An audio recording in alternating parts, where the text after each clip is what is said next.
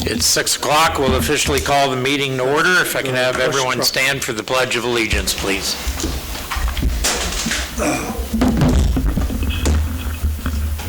Pledge allegiance to the flag of the United States of America and to the republic for which it stands, one nation, under God, indivisible, with liberty and justice for all.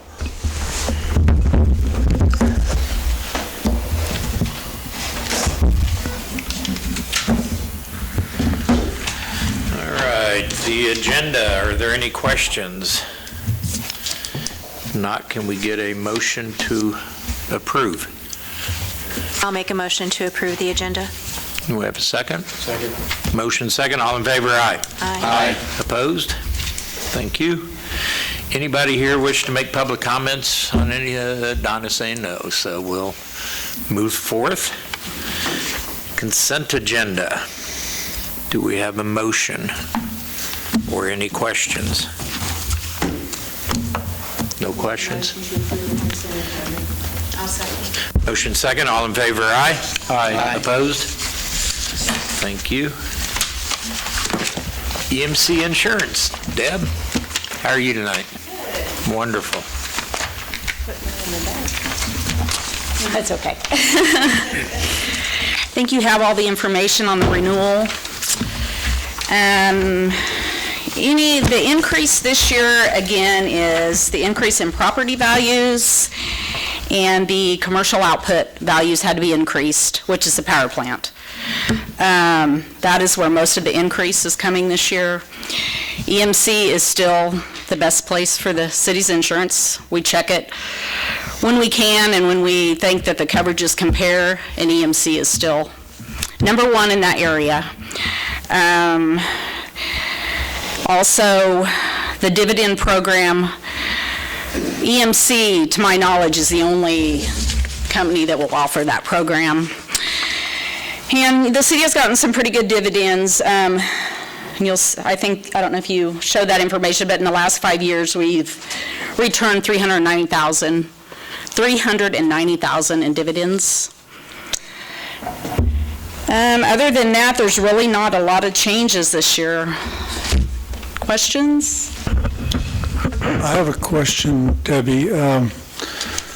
So EMC doesn't really have that much competition in their field still? There is some competition, but they're not as competitive, and they don't offer the coverages that EMC offers. Are we pretty well positioned, do you think, as far as cost of our policy versus our deductibles? Yes, we do, and we looked at that a few years ago when we did raise some of them. And each year, the underwriter kind of looks at that too. And right now, she feels you're good. Now, next year, we may make some adjustments, but right now, I think everything looks great. The city's covered the way they should be.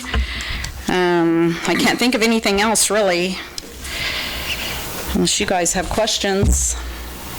We always have excellent service whenever we have claims or any of our work comp. We seem to be right on, very quick to respond. For comparison, do you know what the premium was for the last year? Okay, I can tell you what the... There it is. Never mind. I've got it. You got it? Okay.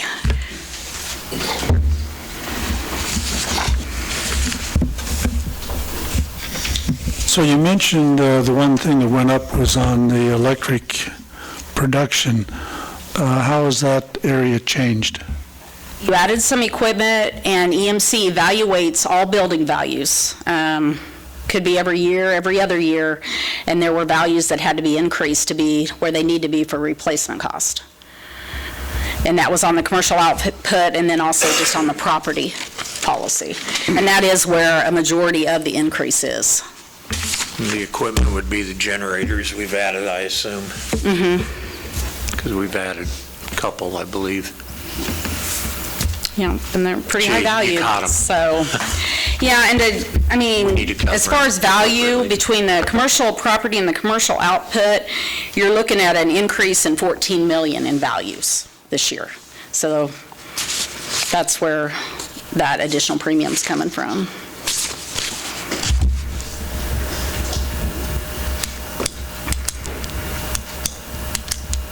Any other questions? Questions? Okay, I make a motion to approve the renewal of the 2023 to 2024 insurance premium with EMC Insurance, administered by Iola Insurance Associates in the amount of $551,113. All in favor, aye? Aye. Opposed? Motion carries. Thank you guys very much. Thank you, Deb. We appreciate it. Would it be all right if I let Max speak? He was a little late coming in. He just has a quick public comment time, if no one's opposed. It's your meeting. Max, give you a few minutes. Hi, guys. How are you? Went to the mayor and said, "Do we have a flag?" And he said, "I don't know. Do we have a flag?" So I said, "Well, if we want to do one, I'd like to propose some ideas." So I'm here to propose ideas for Iola flag. Who's that? Sheldon Cooper from Big Bang. Oh, I'm not familiar with this. Is this? Oh, okay. Sorry, I don't watch much TV. No, I'm excited because I've noticed Wichita and El Dorado, and I've talked to a couple of people in the past about it, not within the council, but I'm excited to see your ideas. I checked with staff. They're not aware that we've ever had a flag. I checked with Donna. Donna's not aware that Iola's ever had a flag, so. Yeah. Well, the challenge with the flag is it has to be simple and interesting at the same time, so it's a lot harder than it seems. So you have to be able to read it from a great distance and be able to convey some sort of information. It has to kind of affect you, you know, but it can't be too busy. I think the problem with state flags and city flags oftentimes is they're designed by committee. And everybody puts in their 2 cents, and it looks like a hot mess at the end. So there's a little bit of a background on, you know, my opinion on flags is they have to be kind of simple. I think great flags like Wichita flag, my home city, Salt Lake City, has a great flag. A lot of these flags are very simple, you know, but you read them from a distance, and they have a great impact. So we are originally from Salt Lake City, and then we lived in California for 16 years, 17 years, something like that. You guys probably know that story. We've now been here in Iola for almost 2 years, and the thing that struck me the most about Iola is it's a city of contrast. And it's in a lot of ways, the way that struck me, being someone who's not from Kansas, is the ground and the sky are always equal proportions. So that's something that was always kind of interesting to me, because from where I'm from, you have giant mountains, and then you have metropolis down below. And so you get the sky, but it's this little bit up here, you know? And in Kansas, the sky has an equal opinion as the ground does. And another thing I hear a lot about Kansas, when people hear, you move to Kansas, they say, it's so flat there. I think, well, yeah, there's probably flat parts to Kansas, but to me, Kansas has got these beautiful rolling hills, and it's just really, to me, it's very peaceful. So I don't know where I'm going to put these. We'll just wing it. How's that? This one here, I thought, my spray adhesive's still wet. You just got to go ahead on this presentation fairly quickly. So, so I thought, you know, what if we could do some gentle hills with a constellation somewhere in it, and we could decide what that might be. And it's a little bit of a play off of the state flag, too. And I have to warn you also that most of these go off of a blue and gold theme. There's no Ukraine implied here. It's, our feeling was that we wanted to represent the sky and the grain and the fields. And I see a lot that we have blue and gold in our school colors and whatnot around here, right? So I'm not attached to any kind of color scheme, but this is why I chose the blue and gold so often, just so you know.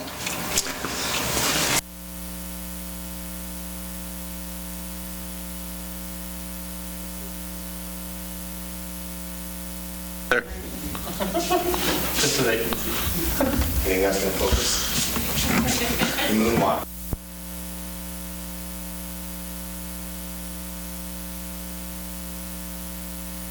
Next idea here is the next thing that I think is so people recognize about Iola is our town square. So we did a little bit of research looking around, and we noticed that on the Bolus Center,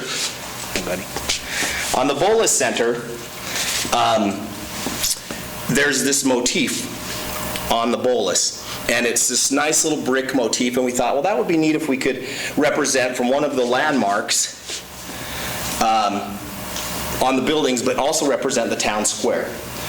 Squares aren't very interesting, so you have to try to find a way to make, I mean, if someone calls you a square, that's the worst insult you can get, right? So, trying to make a square interesting. So the idea behind this one is we're cutting the land and the sky in half, like Kansas. We have the town square, and then we have this forward progression. I like that in Iola, we can hit the road and we can be out in the country very quickly. So that's my feeling about this design, is that it's representing of the sky and the ground, and yeah, so that's the idea behind this one. What's that, bud? My buddy.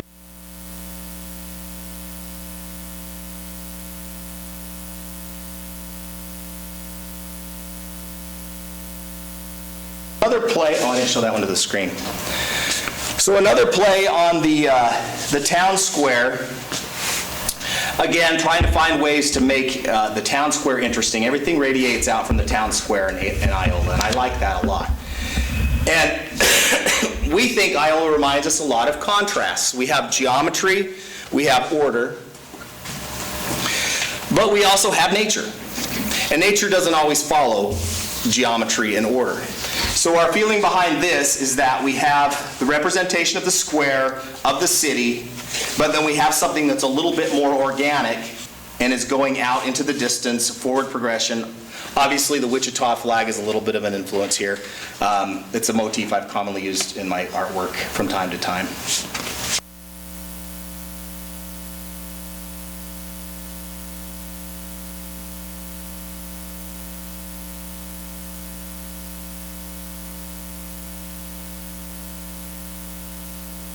Playing with a wavy line to see what we would come up with that.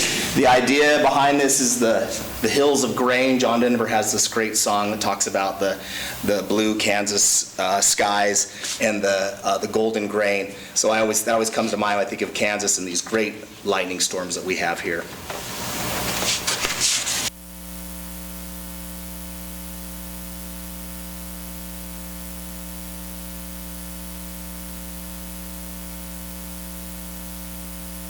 Another route we could go, we don't have to do a state animal or anything like that, but we really enjoy the nature that we have access to around here. We thought maybe it would be neat to do one of our local birds or something like that that could be in the flag, and just represent it very simply, because again, you know, you're trying to read something that's doing this. You're trying to tell what it is. And if there's too much going on, it is quite hard to tell what's happening there. So we could go the direction of like an animal motif, I think.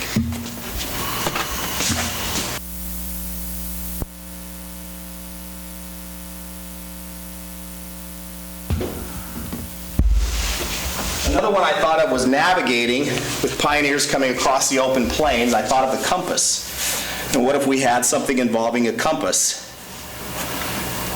and then a forward progression away from that?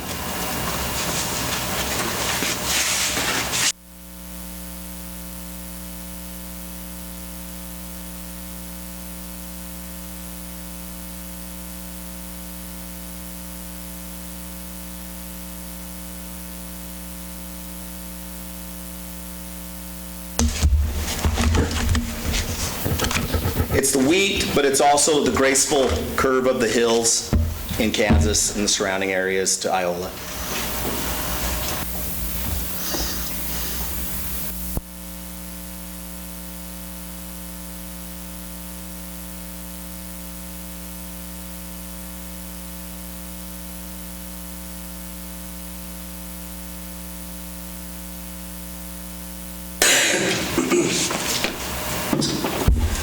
This one here, I was trying to incorporate the square and the surrounding hills simultaneously.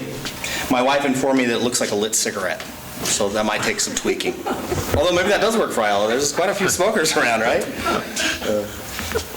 All kidding aside, though, it would be interesting to integrate the idea of the geometry with the square and the bolus motif and the hills. Is it possible to incorporate the organic with the geometric together?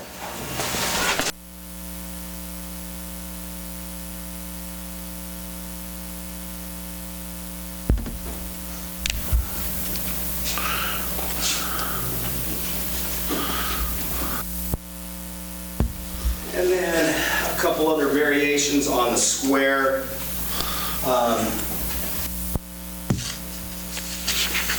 The grain, the sky, the square, the road leading out. These are a couple variations on that idea. We'd rather it be a road leading in, wouldn't we? Well, I guess that's how, are you half Yes. full or half empty? I Road should have goes said. both ways, you know. Thanks, bud. Okay, you take that one. Thank you.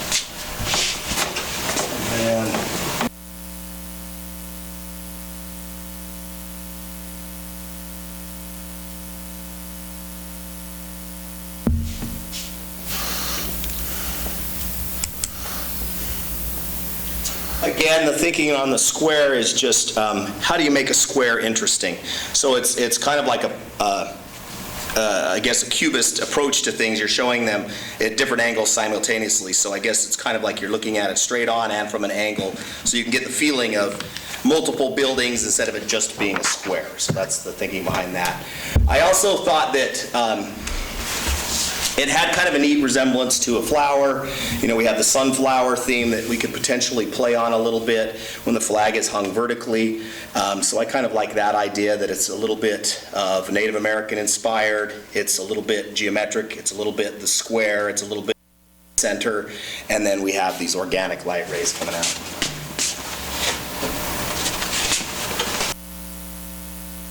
And then for fun, we thought we'd try one with the water tower. You never know, that might be everyone's That's the wrong water tower. We just painted one. That's the one you would put on there. We can do that water tower, I don't care. Yeah, I'm not sure who owns that one, but it's not city related anymore. That's not a water tower. Well, water towers are all quite beautiful in their own way. There's no bias there, is there? No bias, absolutely not. Well, listen, You notice I left it till the last, that's right, you the did. closer. Least but not last. Well, some wonderful ideas here, and since this is just during public comments, of course, we can't take any formal action, problem. but it sounds like there is an interest in pursuing the idea of a city flag, so I'm not sure how you're wanting to progress with your theme and your idea and get public feedback, but I would certainly encourage moving forward and see where it goes and Absolutely. request that we formally put this on the agenda. Sounds great. And do you want me to leave these Future. samples with you, or? And anybody, if you want to text me to see any of the images, I'm happy to text them to you, or email, or however you prefer, if you want to see any of them close up. It'd be kind of cool if we got it posted to the social media. Yeah, there's some way of knowing, tracking it before they painted the wall down there on the trail.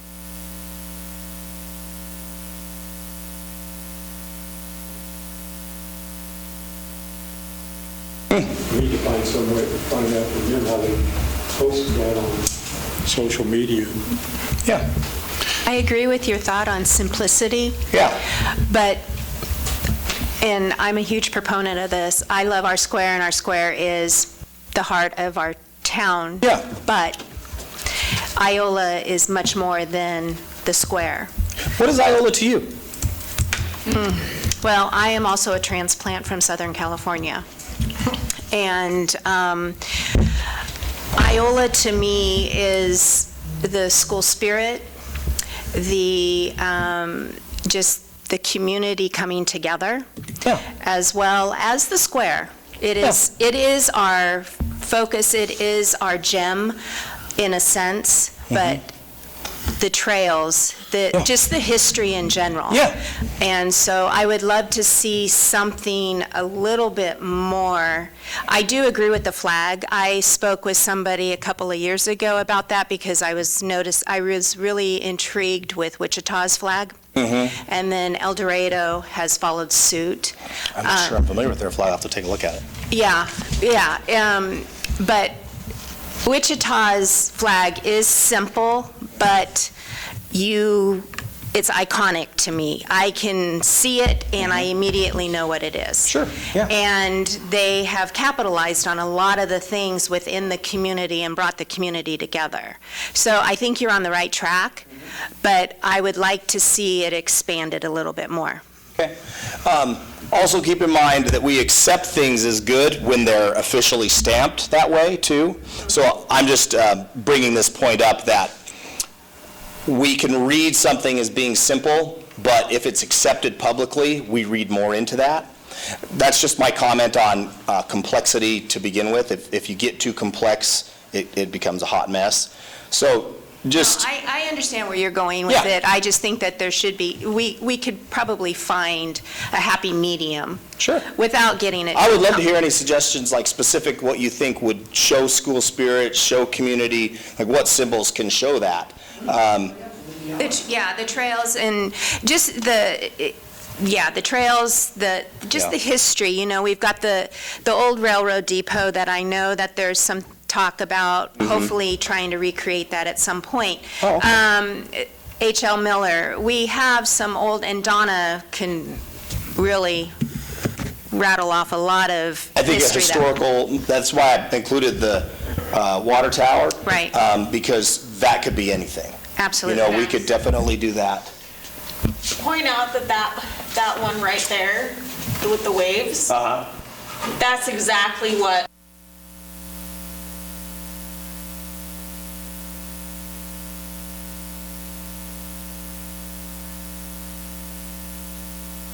So this part represents the town, the square, the buildings, the roads that connect everybody together.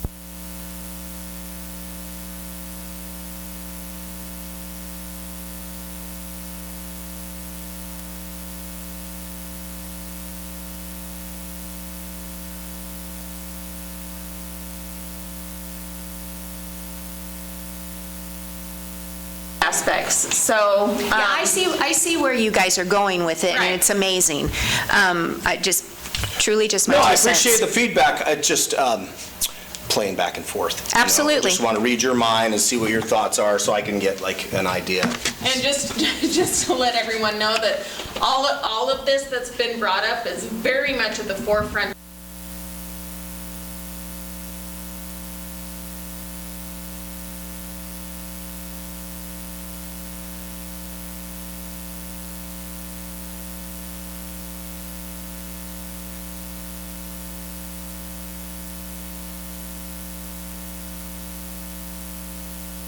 Oh, that's very apparent. And how do we- And I'm not how do we challenging represent any of that. Right, yeah, no, we're on the same page, 100%. Okay.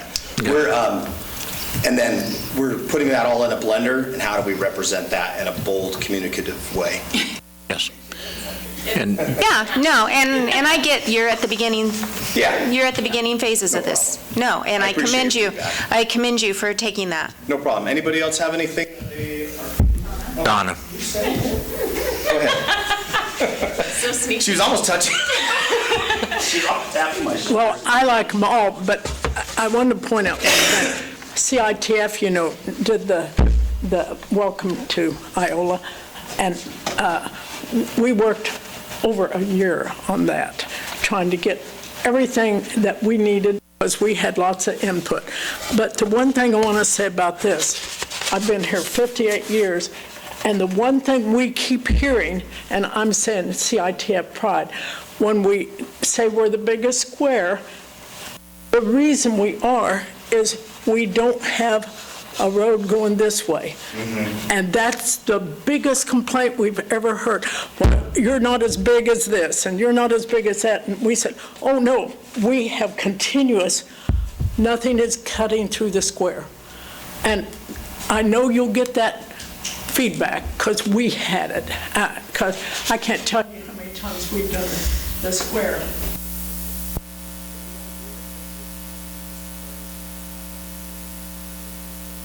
But the courthouse is there, but there's no buildings.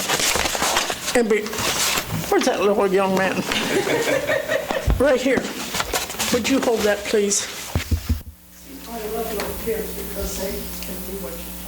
Right here, we never had anything going through square. Now this, the outside, we have east and west, actually east and west, and north and south.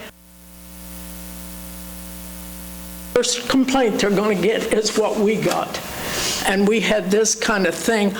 One other time, we didn't have it that way, but Interested to explore a different type of square motif that's, not.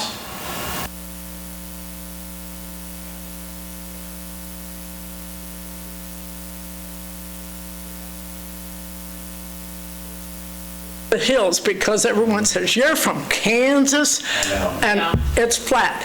Well, I went to Philadelphia to college, and I'm telling you, they were flatter than we were at places, but we've got the beautiful Flint Hills, and we've got the Medicine Lodge area with the Red Hills and the Salina Hills. We've got lots of hills. So how can we convey that to people? That's what I want to do. I'm no artist. I'm just saying it in the air. This is the idea in the air that we're dealing with. How do we make people feel that from our flag? I have no idea. I'm no artist. I'm just one that looks at all this stuff and know what I've been through in the 58 years here. Well, I'm sure if we get it out there on social media, it'll receive some feedback. And Max volunteered his time and talent to do this, and I really appreciate citizens stepping up and becoming involved in our community. And I just want to thank you for doing this, Max. And maybe we can send out an email to everyone on how to get a hold of Max through the city. info@maxgrundy.com. That's my email. Okay. If you want to write down my phone number, it's kind of kooky. It's 818, area code 445-1730. You can Thank you. text anytime. Thank you. Appreciate your time. Thank you. Thank you. Thank you. Thanks, everyone, for letting us go back there. Moving forward with Capital Improvement Project US 54 Highway. Yeah, Mayor, we have Garth Ehrman from Gilmore and Bell here. Welcome, Garth. Good evening, Mayor and Council. As you mentioned, Garth Ehrman with Gilmore and Bell, the city's bond counsel. Appreciate you having me out here tonight. The specific item that I'm here for is the resolution for your consideration on the authorization to do financing for this project. I'm going to go through that resolution, and please, if you have any questions or comments along the way, feel free to interrupt me. And then I thought it might also be helpful afterwards to just kind of talk about the bond process in general. It may have been a while since some of you have kind of been through that process, so I just thought it might be helpful from a 30,000-foot view to kind of go over some of that. So specifically with regards to the resolution before you, as you probably remember, last year the city went through the process to adopt the Charter Ordinance number 22, using your statutory or your constitutional home rule power, which in essence changes the law as it applies to the city of Iola. That's one of the powers that cities have under your constitution. You went through that process, went through the notice and protest period. That charter ordinance was not protested, so therefore it is the law of the land for the city of Iola. Pursuant to that charter ordinance, when the city has a capital improvements plan with various types of capital improvements for the city on that, you can come in and with a resolution on a case-by-case basis, if you'd like to, authorize financing of specific projects with regards to that CIP. Working with your city staff, they have put together a good capital improvements plan and discussing with them specifically about the US 54 Madison Avenue improvements. They thought that it was a good time to go ahead and take the step necessary to prepare this resolution to authorize the bond financing for approximately $13 million for the US 54 improvements.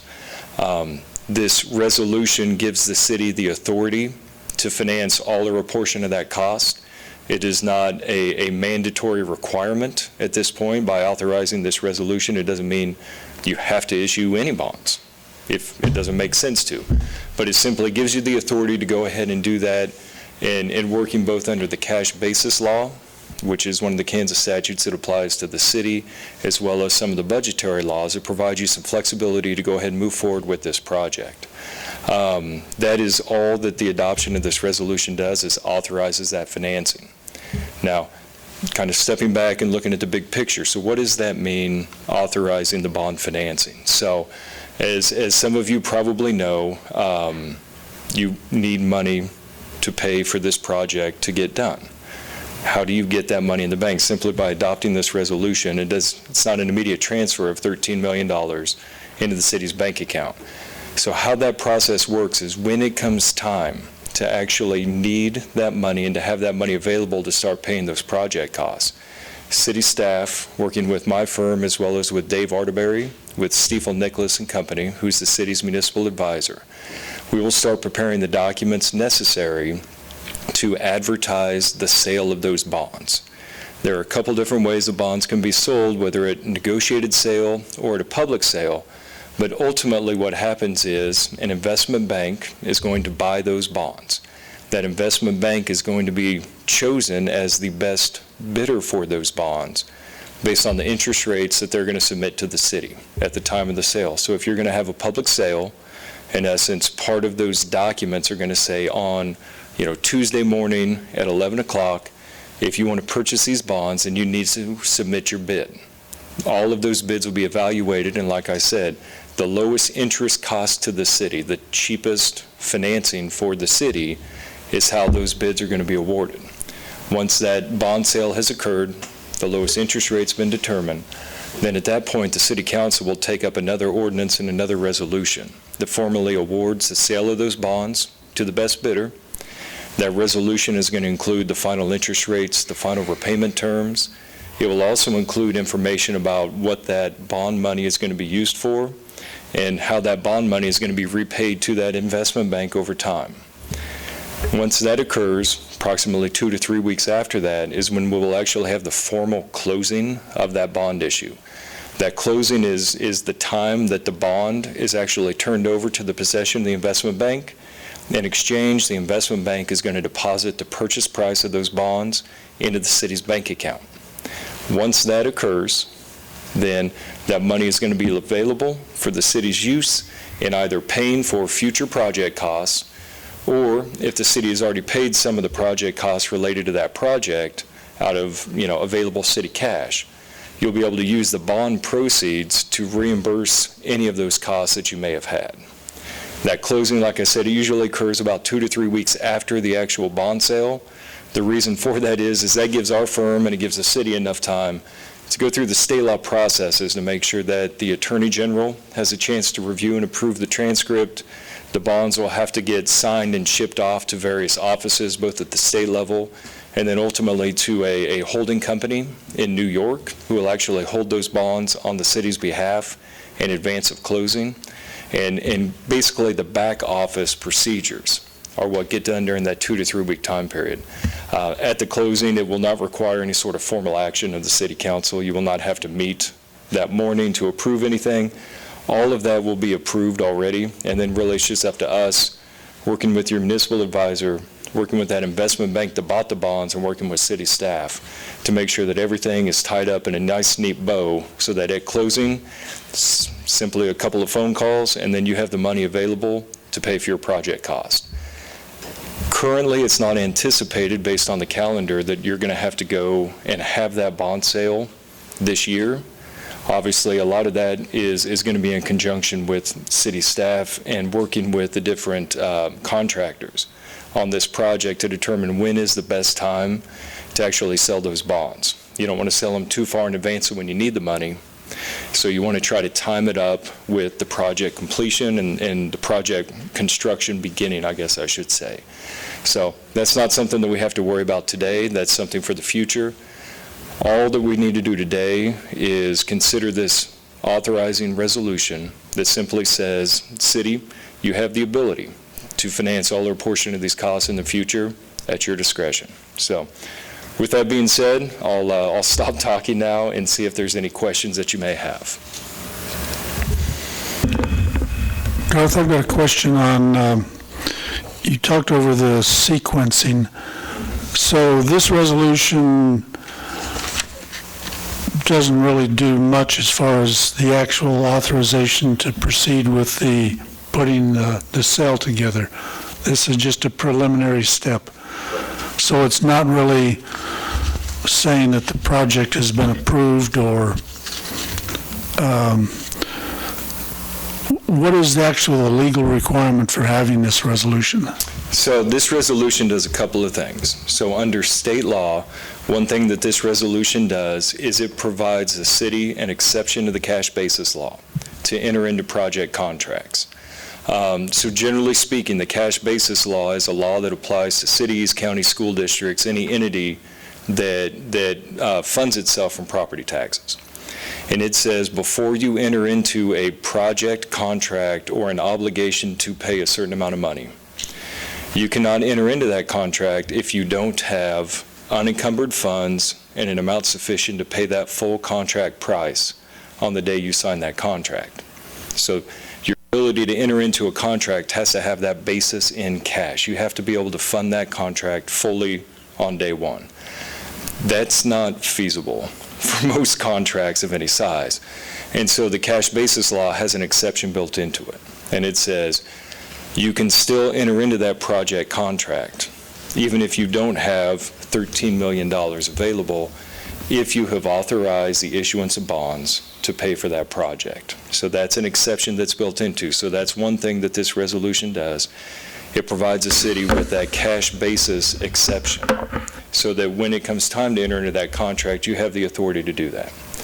The second thing it does is it puts the public on notice and it puts the city council on notice that we have this project and we think it's important enough that we are in essence reserving the right to issue bonds to pay for that. So that's number two that this resolution does. The third thing that this resolution does is not for a state law purpose, but it's for a federal tax law purpose. Ultimately, when the city does have that bond sale and you issue the bonds, the ultimate goal is that those bonds are going to be tax-exempt bonds. And so what that means is that whoever owns those bonds, they're going to get principal payments from the city, and they're also going to receive interest payments as part of that repayment. The theory of a tax-exempt bonds is that interest that gets paid to the owner of that bond is income for federal tax purposes. So normally, you pay federal income taxes on your income. However, if it's interest from a tax-exempt bond, then the IRS says those are important types of projects, and we want to provide a subsidy or a benefit for those. So if you receive interest from a tax-exempt bond, you don't have to pay federal income taxes on that. So there's a benefit to that. With most benefits from the IRS, there's also a hefty set of burdens that come with that also that the city has to comply with. So one of those rules that applies to tax-exempt bonds is that they don't want, the IRS doesn't want a city to issue bonds today to pay for a project that it paid for out of cash 10 years ago. They call that a pyramid bond. You know, you can't issue bonds today to repay yourself from something years and years ago because in essence you really didn't need to issue the bond. You already paid for it. So why issue the bond now? And so one of the ways that they do that and they prevent that is they say you can issue a bond to reimburse those costs, but there has to be a time constraint built into it. And so one of the things they say is that if a city declares an intent to reimburse its costs for a project from tax-exempt bonds, it can do that, but it has to declare that intent. So that's the third thing that this resolution does. It provides in Section 3 clear authority and the clear declaration of the city's intent that if we pay for project costs out of cash, we're reserving our intent and we're reserving our right to reimburse ourselves from those tax-exempt bonds when they're ultimately issued. So that's the third thing that this resolution does. That's why our firm position is that it's better to authorize projects earlier in the process so that if you do start spending some of that money, you're always well within your rights to get that money back through reimbursement when you ultimately issue those bonds. So those are the three main things that this resolution does. Another question regarding credit rating. We had an issue, I guess you might say, I don't know, 10 years ago, where our credit rating was downgraded because of, I don't know, a number of factors, but based on your experience, the fact that we have had this charter ordinance to exceed our debt limit, does that have much of a bearing on the potential of the credit rating and what interest we might be able to get on selling these bonds? It's a great question. I'm gonna preface this by giving my lawyer speak right now. So I'm a lawyer, so I am legally barred from providing financial advice. So I will not be able... Well, that's a pretty good disclaimer. I will not be able to provide any financial advice. However, generally speaking, I can touch on this subject. So is that Stiefel Nicholas, or? That Stiefel Nicholas is your municipal advisor, yes. Okay.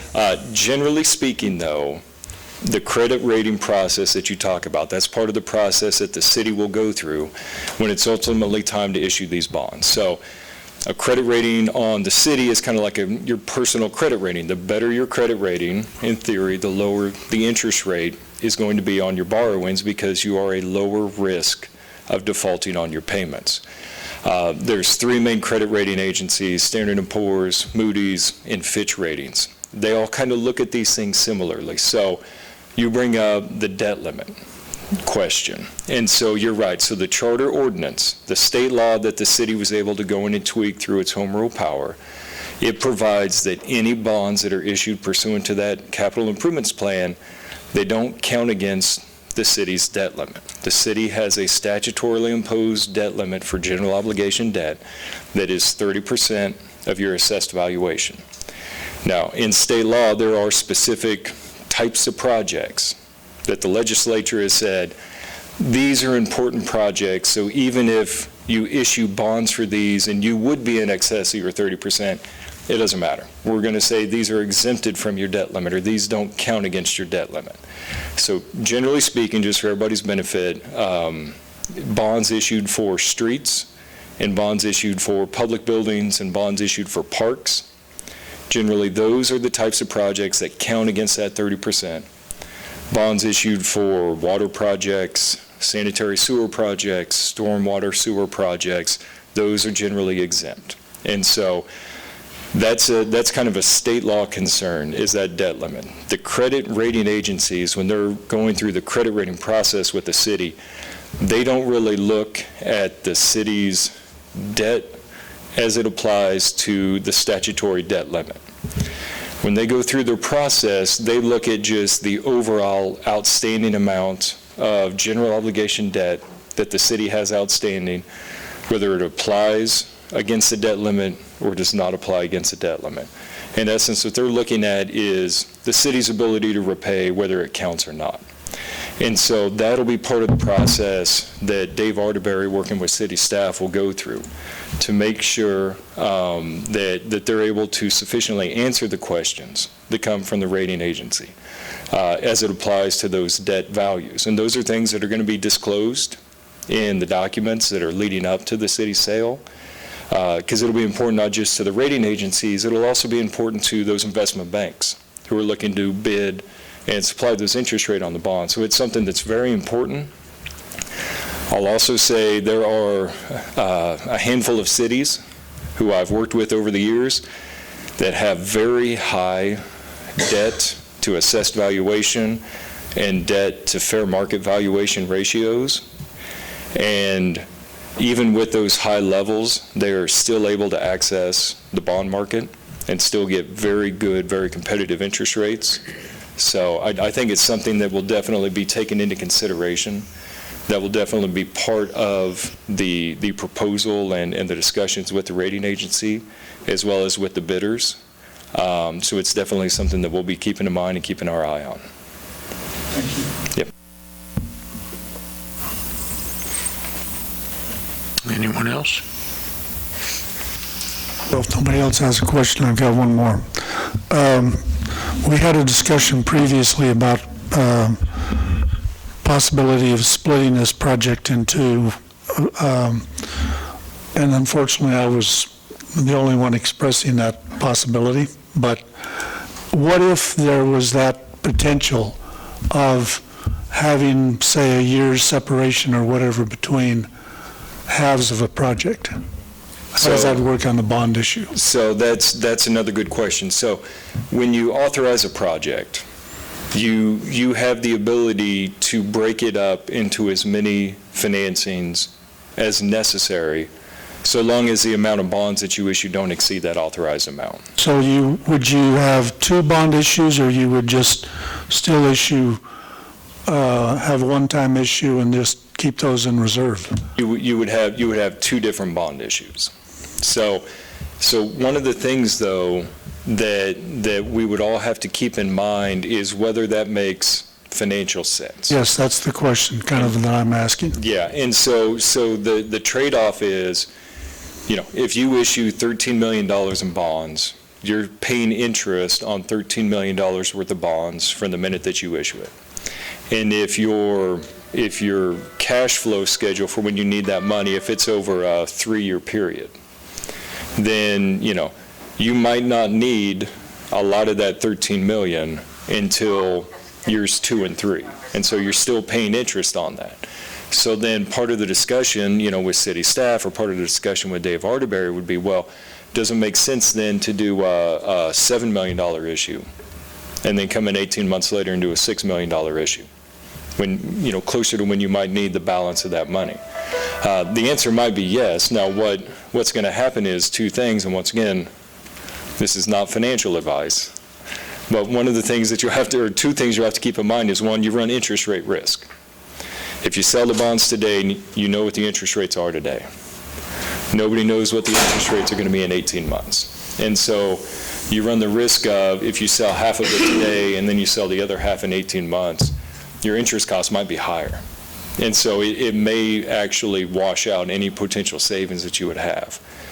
The other thing you have to keep in mind is every time you do a bond issue, you're going to pay bond cost of issuance. So, bond counsel fees, municipal advisor fees, rating agency fees, there are fees that are associated with that bond issue, and so it still might make sense to break it up into two, but you're going to need to keep in mind the interest rate risk, and you're going to need to keep in mind what those costs of issuance are going to be if you pay two sets of cost of issuance versus one. Well, certainly with the bank failures that took place, who knows what's going to happen with interest rates, bond markets. Okay, thank you. Appreciate it. No problem. So we've already approved to move forward with engineering and design, so this is the next step. Sure. So in order to keep this project alive and moving forward, we need a motion to approve this resolution. If no one has any objections, I'll ask for a motion. I'll move to approve Resolution 2023-13, authorizing U.S. Highway 54 project financing. Motion second. All in favor, aye? Aye. Anyone opposed? Thank you. Thank you for your time. Yes. Thank you all very much. Thank you. Description. Okay, so do we have So Chief? I was just going to make a comment here, visiting with Garth before the meeting, that he grew up in Uniontown. In Uniontown? Uniontown. Oh, boy. So he used to Chief, come can you to the big city, Iola, to visit the A&W. You guys want to unmute? We're ready for your topic. Okay. Can you hear me now? Yep, got you, Chief. All right, sounds good. Evening, guys. How are you this evening? Good, thank you. All right, so we're in Huntsville, Alabama, where Brindley Mountain's at, and here with Jeremy McCoy, sales rep from Brindley Mountain, and Spencer Stevens, Felt Fire rep, and also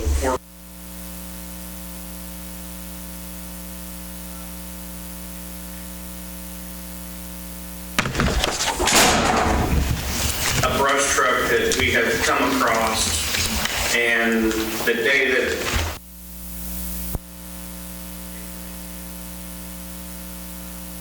and there has been multiple inquiries about it since then and during that time. So we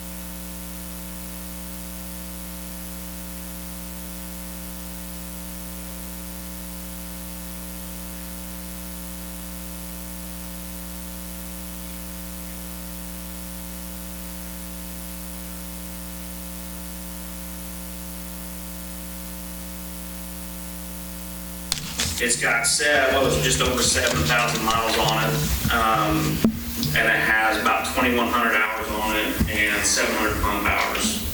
And learning about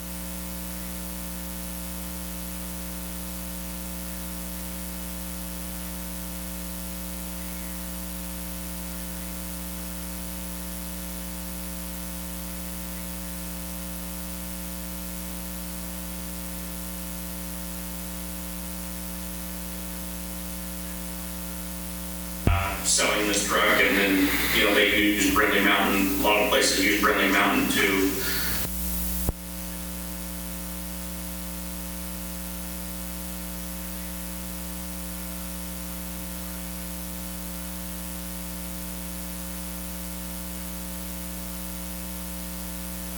Well, talking to Spencer when we was looking at our new fire engine, and talking to Spencer that is a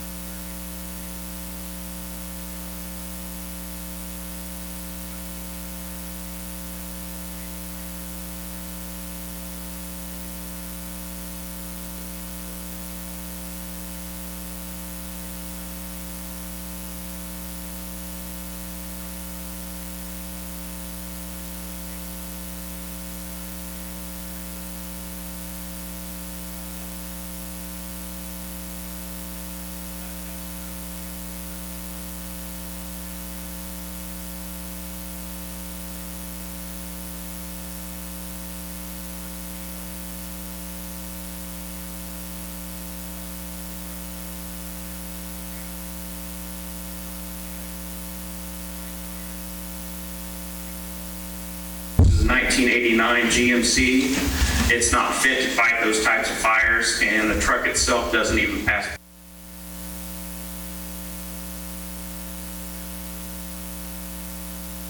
Um, 315, which is that half-ton pickup. It is a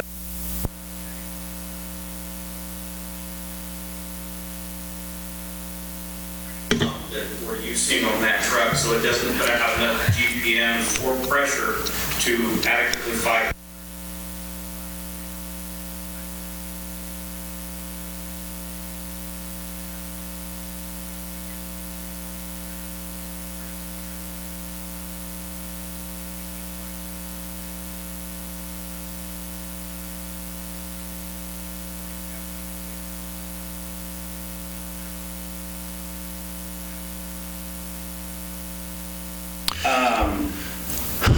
And so that's why I'm coming to you with this truck. Corey, what's the life expectancy of this vehicle if it were to be purchased? The life expectancy, I would say for what we're going to use it for, and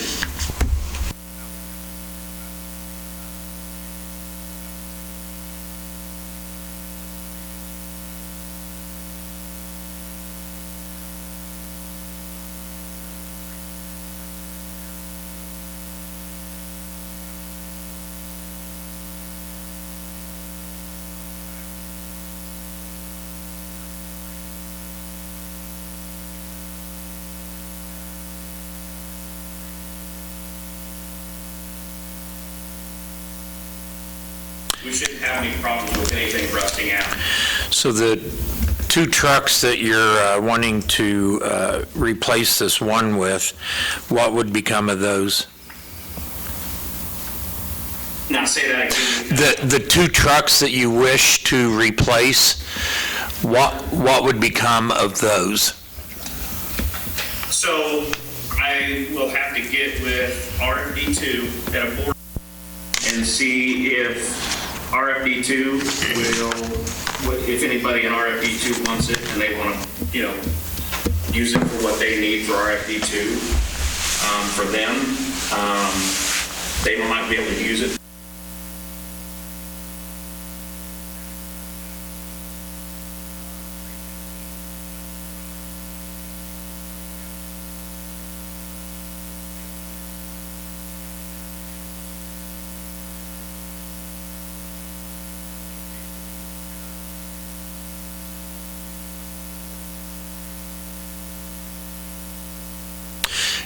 With these current vehicles, one not passing the NFPA pump compliance, et cetera, doesn't that ding us on our ISO inspection?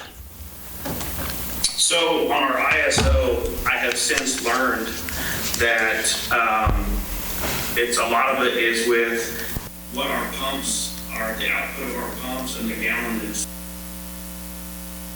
put out. So really with 312 being down the way it is and not passing pump compliance, and then we're able to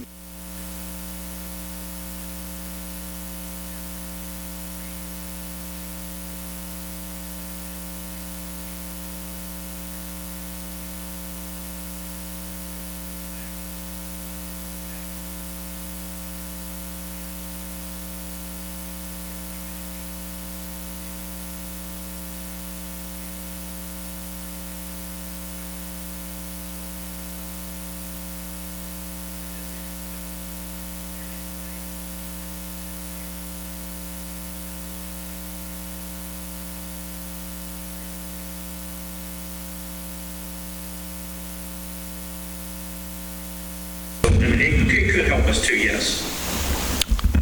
But that truck is support of Rural Fire District Number 2, so it's not directly tied in with our city service. That's a separate contract with the county, correct? I'm sorry, Carl, I couldn't hardly understand because it's cutting out. He asked if that truck was it's separate from the city entity versus Rural Fire, because it's an RFD2 truck. 312? Right. We get a funding source from the county, or from Rural Fire District 2, which is it 80-some thousand a year, Chief, I think? 80-some thousand a year is what gets put into the general fund. Right. For all fire. Yeah, but I was just thinking that would not affect our ISO rating because it's a RFD2 truck. It actually would, because we respond in hydrogen areas, and that's what ISO looks at.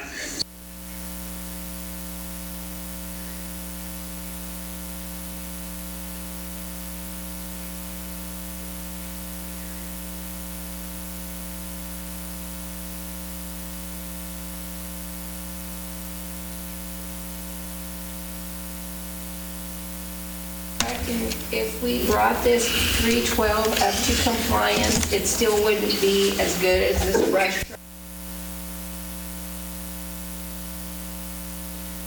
Did you hear, Chief? Well, your microphone is not in front of your mouth. Yeah, it's on my, well, and part of it is it's on my computer screen versus that mic. Yeah, and that's, we'll just have to relay if you can. Yeah, Kim asked if we were to bring the old 312 into compliance, it would cost more than what it would to, or if it's even possible, than what it would cost us to buy this truck. Is that what you asked him? Well, that and just the application. Or would it be as good? Well, but Yeah, the application. The application is not even close to what we need for, because 312. Right. So if you take a two-wheel drive truck out in the mud, you're going to get stuck, and that's exactly what happened with 312 multiple times, and we've multiple times just because it got stuck. Okay, she said you answered her question, Chief. Thanks. Plus, it's 30-plus years old. Right. Yeah, and it's an 89. Okay, I have a question regarding this thing. This purchase is obviously outside of our purchase policy, since we have not sought bids from any other company. So I I'm not sure why this truck is so attractive, other than the fact that it's available right now. I checked with Conrad, they've sold Bush trucks to Baldwin and Gardner, and they're in the 175 to 225,000 range for brand-new trucks. So why would we consider 279,000 for a 2017 truck, other than the fact it's available right now? What was the turnaround for the Conrads then? Well, I guess I would, in particular, Conrad sells this type of truck, a Skeeter.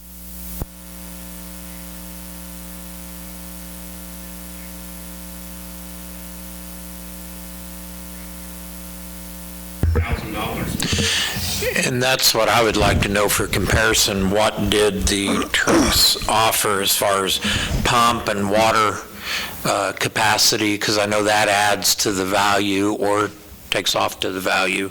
Right, and everything's been going, I mean, as we found out, everything's been going up 15, 20.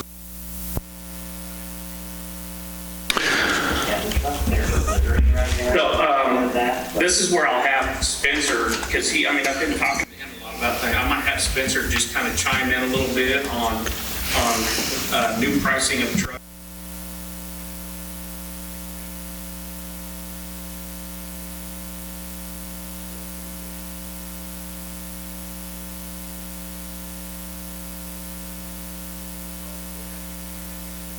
Chief, have him, there we go, he unmuted.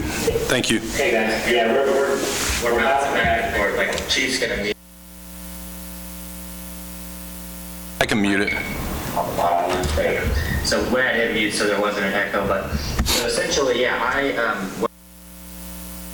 new side, we do manufacture brand new trucks out of Carroll, Iowa. We also work with a company called Q.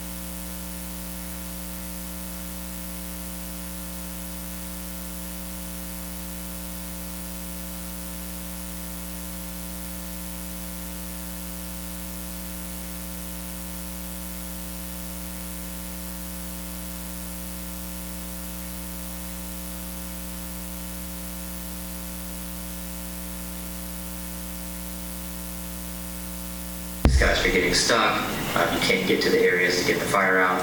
Or in this truck's instance, what's really nice about this truck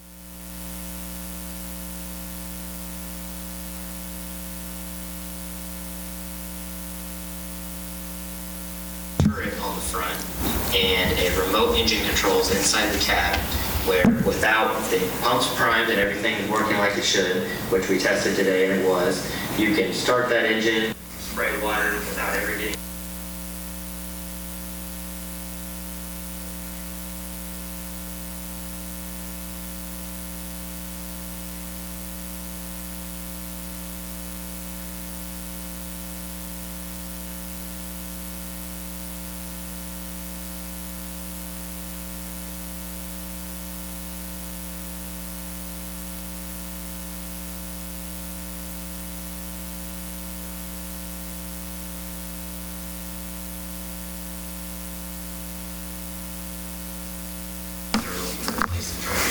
so just some features like that, it's really hard to put a price on that.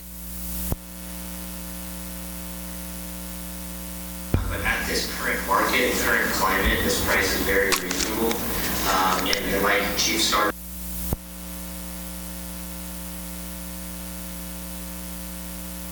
Monday or maybe Wednesday before that.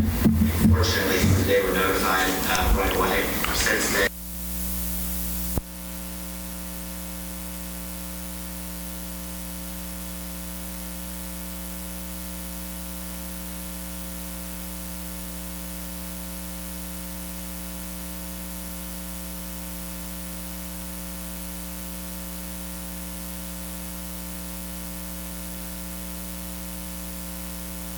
RFP and bid right now. My felt company, we're too backed up. We have too many of these on order. We would no bid it. Someone like Conrad might bid, but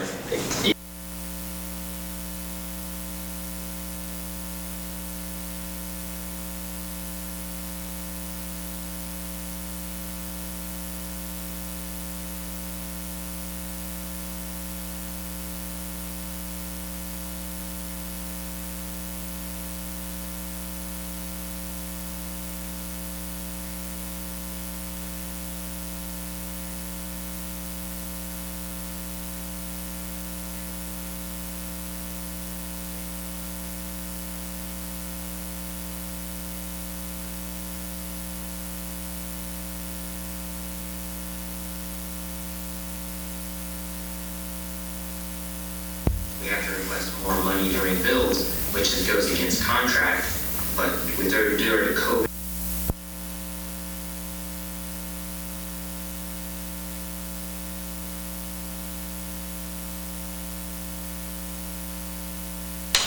Just some key points to think about when comparing new and used. Thank you. Hopefully that answers your question.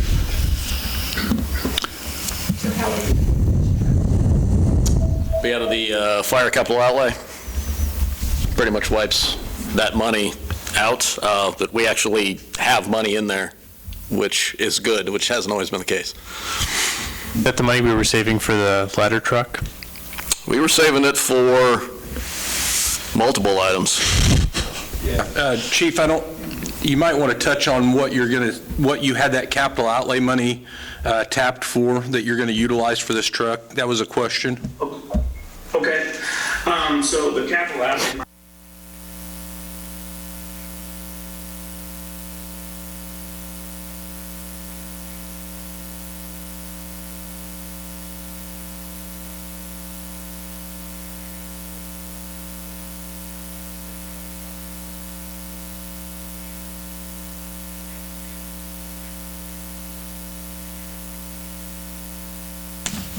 In learning over time that with the money that I set back, a pretty good amount, I believe it was $125,000 that I had set back for that truck.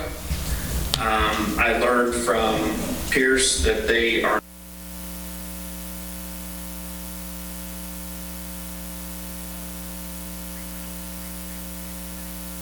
refurbishing. There we go, refurbishing. They're not refurbishing. They shut that down because they're so far behind.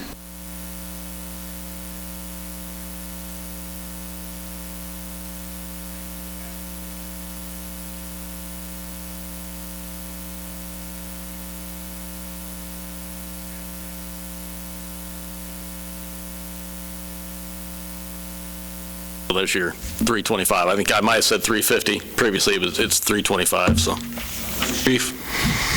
I just want to say thank you to Chief and Eric for going down there.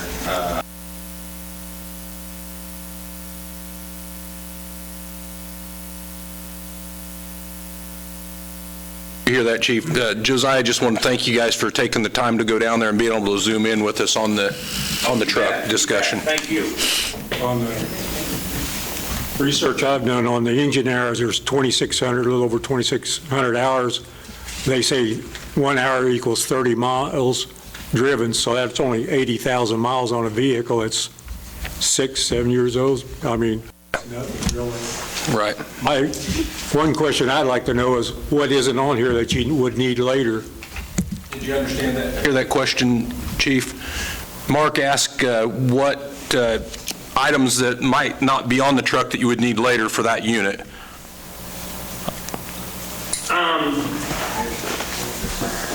And I'm assuming you're talking add-ons or something. Right. Add-ons is what he's talking about for this truck in particular, not other trucks.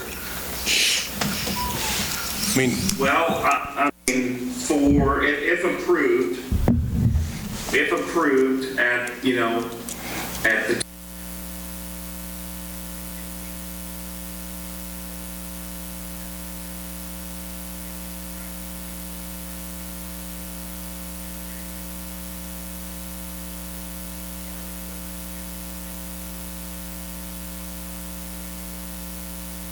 Yeah. And it has and to boot on this, Brindley Mountain throws in a 1-year warranty, which is well, we laugh about that. No, sorry, Chief, I was laughing because Kim asked the question right as you were saying it, and you couldn't hear her. She was asking about the warranty, so we all chuckled because of that, I'm sorry. Oh, no, you're fine. So yeah, with Brindley Mountain, and Jeremy might, if I miss something, they give us a 1-year warranty on this truck to where it's equivalent to a new build truck. So new build trucks are, like I go buy a new vehicle, it's 3 years, $36,000. Well, that doesn't happen with fire trucks. It's 1 year.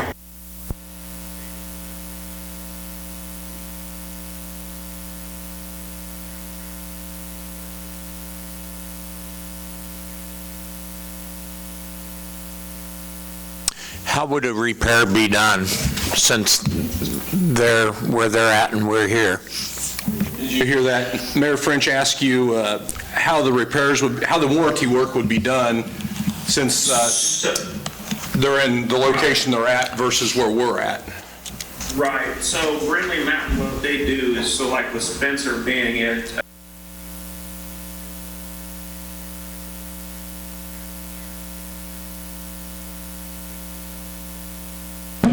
Skeeter brush trucks, and anything that needs to be done, we can have it done in our area, and Brindley Mountain takes care of that. Okay, that answered the question. Thanks, Chief. Thank you. Staff, any other council? My big reservation is that we don't have any quotes or any prospectus or other options to give us a comparison, like from Conrad, what they would actually provide if in fact they do have a 2-year wait, and what a new vehicle, a new brush truck with the same capabilities as this one would cost, whether it's now or in 2 years. I mean, he's got a very good sales pitch there that we recognize that there's delays with the current market and lag time. I couldn't find any places where it was always a call for a quote. Very similar to the bucket truck. That was 2 years older. It's 2015. This is the exact situation as with the bucket trucks. Yes. Yeah. And it seems to be the new way of doing business at this current time, even individuals buying vehicles. My brother ordered one of the new Eco pickup trucks, and it took him 2.5 years to get it. And unfortunately, we're seeing that trickle effect for industrial vehicles. So I realize we have a purchasing policy. It's a wonderful guideline. It's a policy that we ought to follow. It would be nice to be able to follow it, but we've already been made aware that we've got 2 vehicles up there that aren't working. They're broke down. They don't serve their purposes of brush trucks, so what do we do for the next 2-3 years while we wait for a build? Well, you Do we could always jeopardize the safety of our firefighters? We've been using the 312 for a long time. It could be repaired just like anything else that we have that's in the fleet. 312 was taken out of service. But if it was taken out of service because it didn't meet It doesn't NFPA pass compliance. standards, Mayor, then they can I- could repair it. And personally, I don't want to put our gentlemen and women in a vehicle that doesn't pass inspection. That's my feeling. I think we need to think safety here. Mayor, may I make a motion? You may. I would like to approve the purchase of brush truck from Brindley Mountain in the amount of $279,000 from the Fire Department capital outlay funds. Second. We have a motion and a second. All in favor, aye? Aye. Opposed?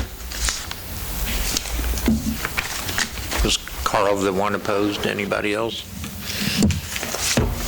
I'm going to cut you off before we get cut off. They approved the purchase. I don't know if you heard that or not, but we'll work out the logistics when you get back home. Safe travels. Appreciate it. Thank you for your time. Safe travels, and thanks for your time, everyone. Thank you.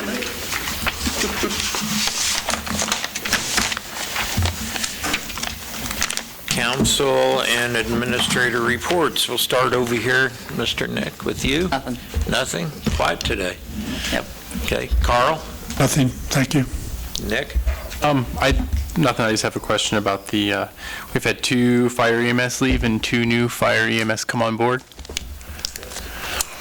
So we haven't gotten anywhere with, Yes, net zero, yeah, which for us is not bad. We'll take the half win on that one. no, that's all I have.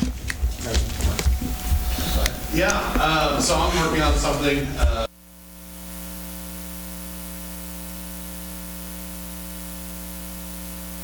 with Warren Osborne. Matt Osborne, who's a retired staff sergeant with the U.S. Army, and is an SMVF navigator. And so that is service members, mothers, and navigator with Southeast Canada Coalition. We are looking at possibly by the end of summer hosting a green zone.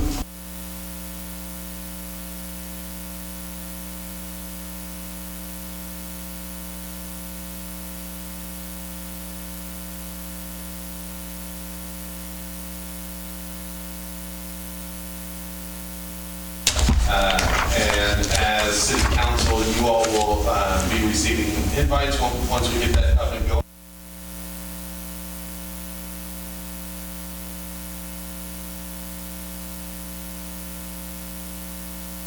I will share, this is something that the state is really starting to push with the change from community.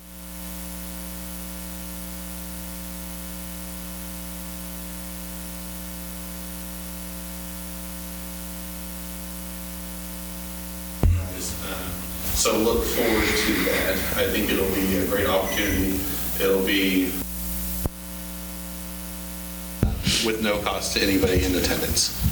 So that is all I have. Thank you. Nothing? Corey, you have anything for us? The only thing I have, I laid just a general schedule out. You guys don't have to commit to any of that tonight, but as your schedule, we get a little closer, if you guys can let me know the meeting that will work for you, that's for the budget. And then I'll try and I'd like to keep it to 2 or 3 at a time like we did last year, just because it's easier to meet in Matt's office to talk budget. And then we'll have the department heads here later, obviously. But we can go over, Roxanne and Matt and I can go over the general budget that way a little quicker for you. So whenever you can get back to me, you can shoot me an email or whatever works. Okay, thank you. Matt, anything for us? No, just thank you all for the fire truck purchase. That came along quickly. That report I sent to you, that was written with Corey standing over my shoulder, basically going line by line, saying, that's what you want. He came into my office and said, well, I got a good one for you. And he went through and said, it's either now or 2025. And so we just threw it all out to you. That's, I just want to thank you all for purchasing that. That's definitely a needed piece of equipment. When I was told we had a brush truck fire that doesn't fight brush fires, and it was 2-wheel drive and all that, that's, yeah, and so we're making a lot of headway over in the fire department now in terms of rigs. I think we've turned a corner in getting rid of some of the older stuff and some of the stuff that we were throwing good money after bad. And I think with this purchase and then the new fire engine, things are looking better over there than they were when I got here. Will that new truck fit in the building? Yeah, we take 2 of them out, yeah. Another discussion for another day about the size of that building. But yeah, we'll cram it in there somehow. Sounds good. Thank you. Roxanne, anything for us? All right. Can we get a motion to adjourn? Second. All in favor? Aye. I know. Thanks, everyone. If you look into